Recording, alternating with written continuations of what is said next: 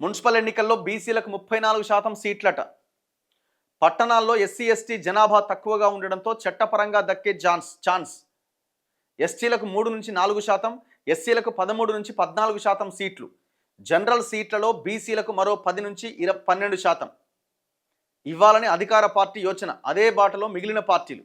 ఇక్కడ ఏమవుతుందంటే గ్రామాల్లో ఎస్సీ ఎస్టీల జనాభా ఎక్కువగా ఉంటుంది. సో వాళ్ళ జనాభా ప్రకారం వాళ్ళకి అక్కడ రిజర్వేషన్స్ రావాలి. మొన్న పంచాయతీ ఎలక్షన్స్లో 2011 క్యాస్ట్ సెన్సెస్ ప్రకారం వాళ్ళకి అక్కడ రిజర్వేషన్ ఇచ్చారు. యాక్చువల్గా వాళ్ళకి అంతకంటే జనాభా చాలా పెరిగి ఉండాలి. 2011కి 2025 జనాభాకి చాలా తేడా ఉంటుంది. సో ఆ జనాభా ప్రకారం వాళ్ళకి అక్కడ రిజర్వేషన్స్ ఇచ్చారు. 50% మించొద్దు అన్న సుప్రీంకోర్టు తీర్పు నేపథ్యంలో ఎస్సీ ఎస్టీలకు పోను మిగిలిన ఆ 22-23% బీసీలకు వచ్చింది. గ్రామాల్లో ఎస్సీ ఎస్టీల జనాభా ఎక్కువ ఉంటుంది కాబట్టి అక్కడ కొంత బీసీలకు తగ్గింది. ఇప్పుడు పట్టణాలకు వచ్చేసరికి ఎస్సీ ఎస్టీల జనాభా కొంత తక్కువగా ఉంటుంది, కొంత కాదు చాలా తక్కువగా ఉంటుంది.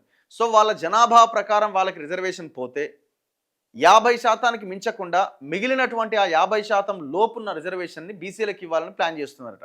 అట్లా ఇవ్వాల్సి వస్తే 34% బీసీలకు వచ్చే అవకాశం ఉందట. కానీ 42% అన్నారు కదా, మరి ఏం చేయాలి అంటే మిగతా ఆ 10%, 8% పార్టీల పరంగా ఇవ్వాలన్నది ప్లాన్ చేస్తున్నారట.